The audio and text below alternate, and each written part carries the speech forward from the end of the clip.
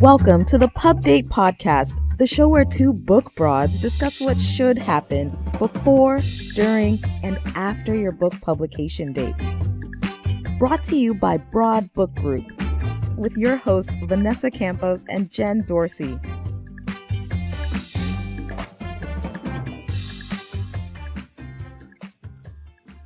Welcome, everyone, to another episode of the Pub Date Podcast. I am so excited because A, it's Friday. B, I get to hang out with some favorite people that I've known over the last few years. Jen Dorsey here joining me. As always, how are you, Jen? Hello, happy Friday. I'm doing great. I cannot wait to talk to our guest today because he's a sweetheart, he's an awesome guy, and he is a LinkedIn guru. He really is. So Ted Prodromou, we met a long time ago. Anything more than 6 months is a long time in my book. My first job as a book marketing person, and Ted literally wrote the book on LinkedIn.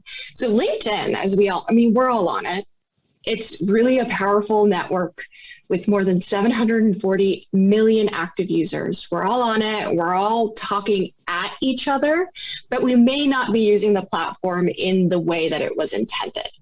What really separates people from having a few hundred to a few thousand followers is really the way that they utilize it. And for people who are really savvy entrepreneurs and book authors, LinkedIn has become a new source of revenue, and it can be. They've got so many different tools and mechanisms that we just don't A, know about it, or B, know how to use it correctly. So it's also probably a good thing that we have Ted on here, because I think the biggest thing that I get from authors is hesitation on promoting themselves, promoting their book. Yes. And right before we jumped on, we were talking about how your book is your business is your book, and you are your business as an entrepreneur, right? Yeah. So, being on LinkedIn doesn't have to be a hard sales pitch. And I think that it shouldn't, because I usually avoid those messages. It really should be more of an education and networking opportunity. So welcome, Ted, our LinkedIn expert, sales expert, and author of Entrepreneur's Ultimate Guide to LinkedIn for Business. How are you? Great. Thanks for having me. Oh, thanks Every for day, doing it. does Friday matter when you're an entrepreneur? It's like you never seem to stop working. No. Time is a flat circle. It really is. My wife just retired about a month ago, and she doesn't know what day a week is. I'm like, I don't know either. I work every day, so right? Always doing something. Always. True. Yeah. True. So Ted, give us a little bit of the backstory here. Tell us about how you got involved with LinkedIn and how you became a LinkedIn expert and guru in this space. Well, I blame Perry Marshall. He's a good Ultimate Guide to Facebook Advertising, Ultimate Guide to Google AdWords. So Perry had these things called 4-man intensives. So you go to his house for 2 days and you get to spend 4 guys or 4 people, and you work on your business for a half a day each, and then you help each other. So Perry, it was my turn, and Perry puts his head down. He's like typing away. And this was before social media was called social media. He says, you need to write a book about Twitter. I'm like, okay. So eventually it came around to, he introduced me to Entrepreneur Press. I wrote Ultimate Guide to Twitter for Business and Ultimate Guide to LinkedIn for Business. That was like 2012. Yeah. Mm-hmm. And I had like 600 LinkedIn connections at the time. And I used LinkedIn, but I wasn't growing my network. So that's how I really became known as a LinkedIn expert, because of the book. Wow. Real chicken and egg kind of situation there. I love it. Yeah. Well, the platform has changed so much over time, and I think it continues to morph. I know when we worked on the last edition of the book together, when I was an entrepreneur, we were right up to the last moment of publication. Mm-hmm. You and I were making changes to the book because it's constantly in flux. So can you talk a little bit about that? Like, what have you seen grow on LinkedIn in terms of the ability for authors to connect with people? How is it better now? Because I think, as Vanessa mentioned, there's just so much to know. It's really become a vast platform. Yeah, the big problem is LinkedIn rolls out all these new features, but they don't tell anyone about them. Right. Which is great for me as a consultant. because I like to figure stuff out. So I'll see something that's like the events, LinkedIn events. It's down in the left corner of your screen. If you don't scroll all the way down, you don't know it's there. But it's a powerful way to create online events on LinkedIn, and all of your network sees it, and you can invite people outside your network. So there's all these features like that. The creator mode's another thing they just rolled out. Ooh, what's that? Where if you publish a lot of content, you turn on creator mode, and they're supposed to favor your content now that you post on LinkedIn. Oh, Cool. And the thing I like the best, it changes your button from connect to follow by default. So more people are following me rather than connecting and sending sales pitches to me. I had no idea. I have been seeing that where normal people who are writing content, I don't connect with them. I just follow them. And I'm like, all right, I didn't think anything of it. But that's good to know. Now that we have a BBG LinkedIn account, we're going to start doing that. We're going to do that. Yeah. So I love that you brought up the idea of the events and putting things together. Mm-hmm. Now that we're in the pandemic and in-person events went away basically overnight, and they're starting to come back up. But what I really loved about the pandemic, which is, that should be a book. What I really loved about the pandemic was that, yes, we were all in our homes, but there wasn't a level of being together virtually. And I really do feel like it democratized a lot of the content that before you had to pay a few $1,000s to go in and hang out with Ted or Perry Marshall. And now, because you're able to reach as a content creator so many more people, that price point can come down and you can educate people on your content of your book. So have you seen a lot more of that kind of events happening? And what are the best strategies in terms of actually getting people to show up? Yeah, most of my business was speaking. I was traveling and speaking and handing out books like business cards. And with the pandemic, a lot of those events turned to virtual events. And then I started getting actually more speaking engagements on virtual events. So instead of being in a conference with maybe 100 to 150 people, I was getting virtual events had hundreds of people on them, down to thousands. So I was getting a lot more exposure. And I did all right here. So I built a little studio. I have sound panels behind me now and all the equipment. So I enjoy it. I just did a speaking engagement in Denver last month and I had to get on a plane. It was full of just jam-packed with families and I didn't feel comfortable. It's like, I don't want to do that anymore. Yeah, you fly to a city, you get there, you stay overnight, you speak for an hour, get on a plane and fly home. It's like, I do miss that sometimes, but I do enjoy the, what is it called? The professional mullet, where it's professional on top and you've got some pajama pants at the bottom. Right. Hey, you didn't see my pants. How did we know? So tell us, go ahead, Jen. Oh, sorry. I was just going to ask, Ted, for these events, do authors have to pay to do them? Is it a pay to play thing or can you just do them? It's free. You set up the event. And then if you set it up on your company page, you click a little button and it says, use their LinkedIn profile data as the registration information. Mm. Cool. So you can then invite up to 1,000 of your connections every week to join your event. And then you can download a spreadsheet of all their contact information right from their LinkedIn data. So it's valid email addresses and contact information. What? Okay, I didn't know that. And here Nobody knows it. They don't tell us. I remember trying to run events on different media platforms, and then we would download the data and it would be like somebody 99 at hotlink.com, and it's just like, well, that's garbage, and we can't sell that to the advertiser, and we can't use it to remarket the content to that person because we don't know if they're valid. So that's brilliant. And shame on LinkedIn for not sharing that with people. And you can they're going to add a feature where you can boost the event, like a boost a Facebook post. Right now, you have to set up a separate ad campaign to promote your event. It's like, can I just click a button and say, boost this event? They said it's coming, but they didn't give a date for it. So I've seen the boost button on Instagram and I think Twitter and Facebook. So I'm glad that they're taking note that they are actually a social media platform. Yeah. And an important one for business authors. Yeah. If you post content on your company page, you can boost it, but you can't create an event and boost that directly. You have to put the event on your company page, then boost that post. Like, that's a 2-step process, but it works really well. I just saw LinkedIn passed $1 billion in revenue from advertising last quarter, the first time they've actually passed $1 billion in a quarter. Well, that's because we're all on LinkedIn and we're all trying to recover some of that event and connection. And like we were talking about before we actually joined on live, is how lonely we are and how much we want to be with each other. So I'll tell you something. I don't want LinkedIn to hear this. So don't let anyone at LinkedIn hear this. You can search for events in your niche. Like I search for LinkedIn training events. Mm-hmm. There's one guy has 30,000 people signed up for a LinkedIn training event. He's doing like a webinar.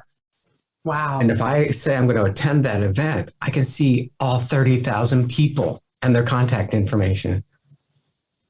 So it's like going to a conference with thousands of people and then they hand you the roster. Here's all the people that attended our conference for free. That's mind-blowing.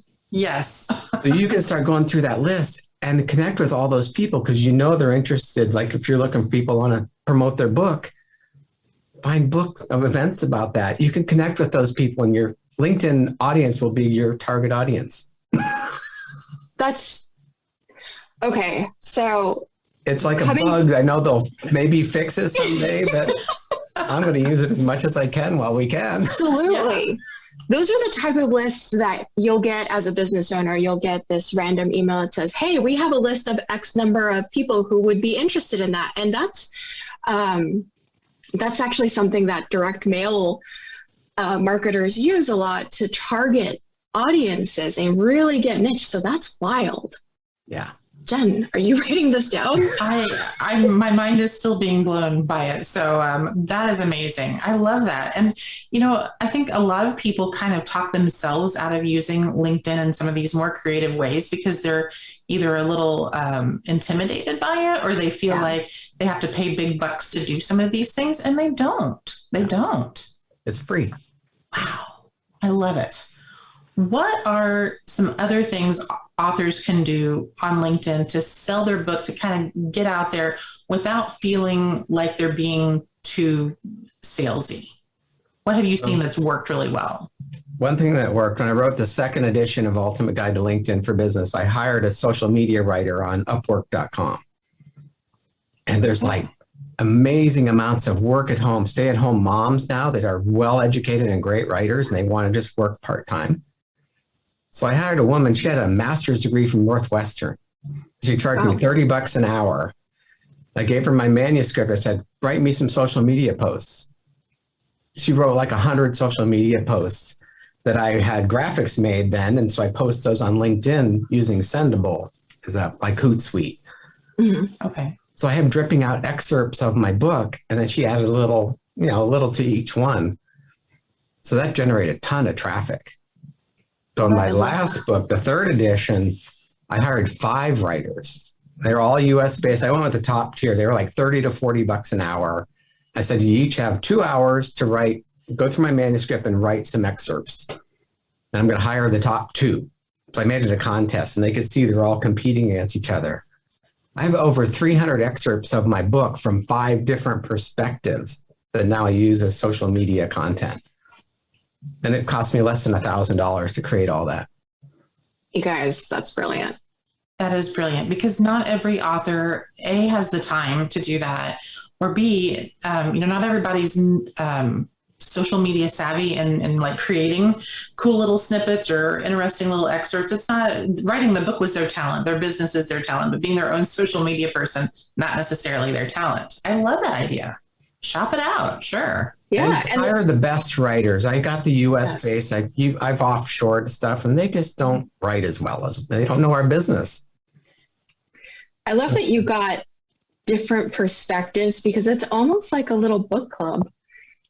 Yeah. And nobody is going to read the same line the same way. Yes, we all know the same language, but we're going to interpret it differently. And we're all going to have different opinions and perspectives on it, especially based on our individual experience with the platform. And I think that that's one of the big things that, as you're thinking about writing a book, you think, oh, well, there's already been a book written about that, but that's not the point about writing a book. And you're selling yourself as a business, as an expert, and your experience in that platform on that topic is what sets you apart. Yeah. And I'm sorry, I'm stunned that I didn't think about that, because we used to do book excerpts and social media tip pull quotes. And I love doing this, but you took it one step, like you one-upped everything. I was just like so proud of myself. No. I am proud of you too. Yes. No, I posted a thing on Upwork and all these people kept applying it. Boy, she's really good and he's really good. Why don't I just hire 5 of them and put a time limit on it? And made it a contest where I'm going to hire 2 more of you to write more excerpts. So I ended up actually hiring 3 of them because they were all so good and I couldn't decide. Oh, Upwork great. people. Yeah. Do it. Upwork for the win, for sure. What else? What about how you engage with some of the groups on LinkedIn? I've seen a lot of people, join different groups, whether it's in your own profession or it's a book marketing group. How do you suggest authors interact with those kind of people? Is there a good way to do it, or there's some best practices for that? I don't even go near groups anymore. Really? Okay. Because they just turn into spam buckets. Yeah. People have software like Hootsuite and that. You can blast an article to 50 groups or 100 groups that you belong to. And they just look and there's nobody engaging with that content. Mm-hmm. There's a few groups that are really good, but they really changed the moderation a couple of years ago, where I can't, if I'm a group of 10,000 people, I can't email the whole group through LinkedIn anymore because people were sales pitching their groups basically. Got it. Okay. So you can't do mass emails. You can't promote events as easily. You can boost posts, but I just find there's very little conversation going on in LinkedIn groups. Actually, my LinkedIn class that I teach, I have a Facebook group that's much more active than my LinkedIn group. No kidding.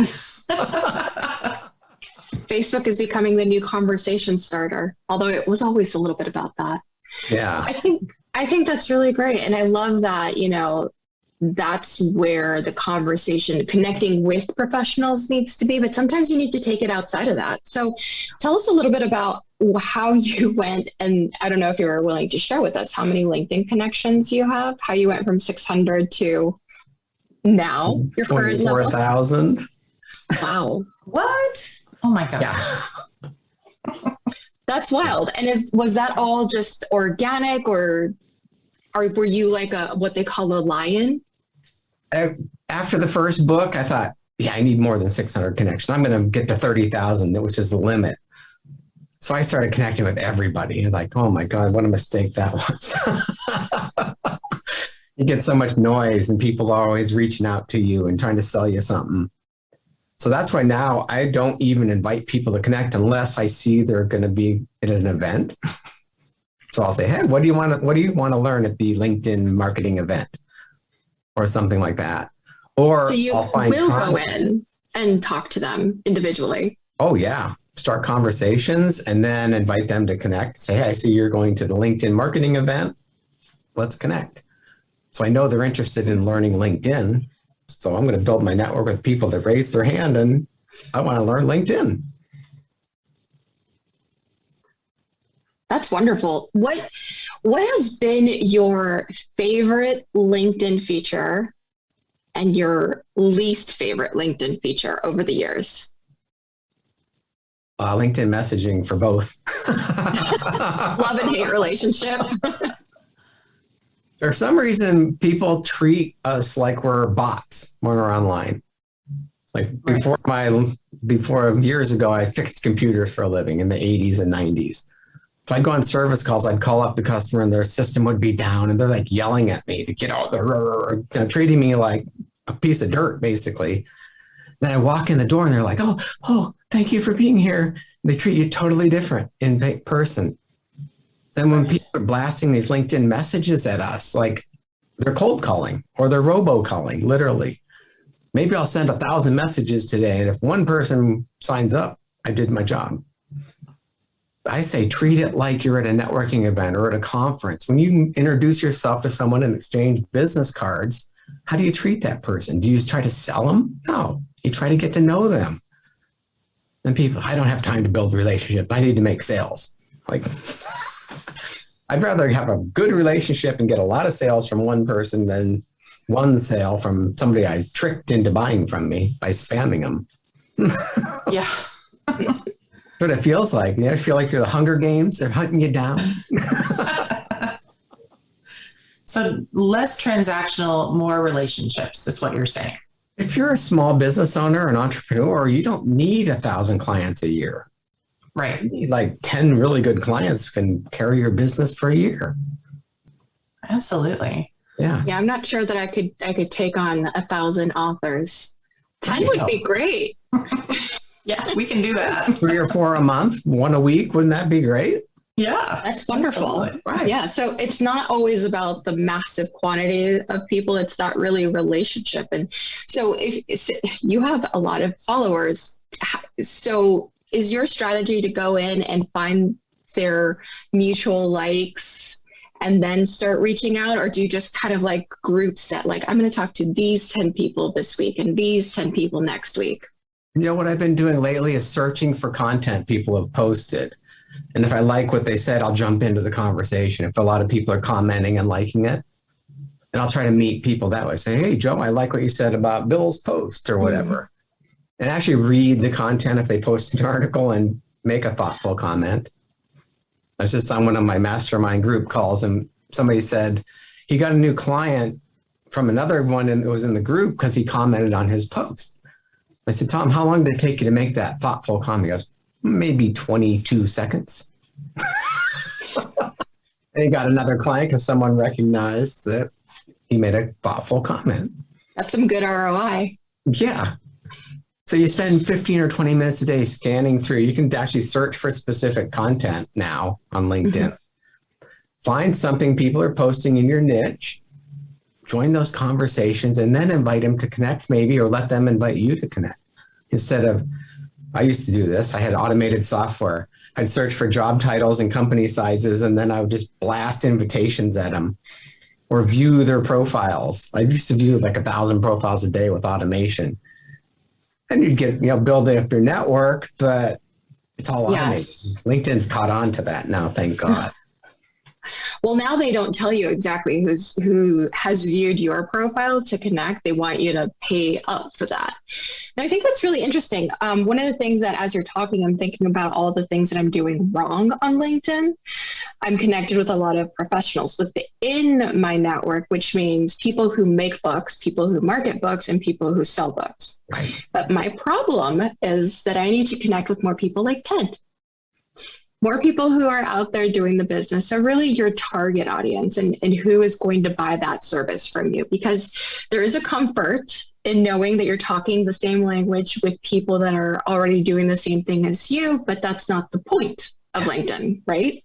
Well, I used to connect with a lot of marketers and a lot of web developers, and I think, they'd be great referral partners. But you connect with a marketer, what are they going to do? They're going to sell you something. Yeah, right. Or they're going to sell you something that their client is doing. Right. That's me. I'm the marketer selling you the things right. Instead of selling you my services. So if you're out there and you're like me, stop it. Just build relationships, get to know people, have fun. It's not that in hard. Your pajamas. Exactly. Exactly. I got my shorts on today. It's been warm, so yes. Yeah. I wanted to ask a really quick question about LinkedIn Learning. Can you talk just very quickly, because we're almost wrapped up here. Do you use that? How do you use that? I would love to get a course on there, but you have to be invited, and I've reached out quite a few times and I've never been invited. To be honest, I've never watched a LinkedIn Learning course, even though I have it in my subscription. I've got a grandfathered premium account from 15 years ago. Right. So I'm a really collector. valuable because I know some authors, like No More Cold Calling. Mm-hmm. Mm-hmm. Yeah, she's awesome. I've been working with her a lot. And she's got a course and she gets lots of business from it.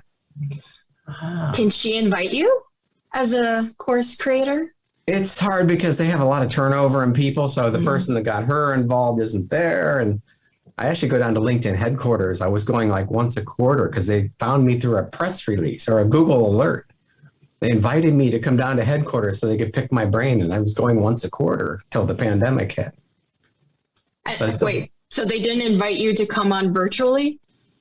Not anymore. They're not all working from home. They're like, hey, when the office opens up, come on down. We'll have lunch. And so, but a Google alert because of my book. All the little things that just make the difference. It's not about the big rush. It's about that small piece of effort, that thoughtful post, that thoughtful response, and just being human again. People do digital. business with humans. What is it? Oh my gosh. Concept. Fancy. Write that check or fill out the credit card application, right? Right. I love it. Well, yes. Well, thank you so much, Ted, for joining us today. It's been lovely, as always. It's always a pleasure to hear from you. If we have listeners who want to get in touch with you, how can they do that? YourLinkedInCoach.com. There you go. Or you can search for him on LinkedIn. Yes. But tell me that you heard me on this show. Otherwise, I probably won't accept your invitation, to be honest. Yes, he's exclusive, people. He is exclusive. 24,000 exclusive friends. He is now exclusive. Well, thank you again, Jen. Thank you again for joining me. And thank you to Paul Roberts of OC Talk Radio for being our producer, and Emily Carpenter-Pulskamp for being our executive producer. Until next time, keep writing. Keep writing. We hope that you gained some valuable insights into the world of book publishing. Head over to broadbookgroup.com to learn more about us and all our services. And be sure to check out all our social media at Broad Book Group. Until then, keep publishing.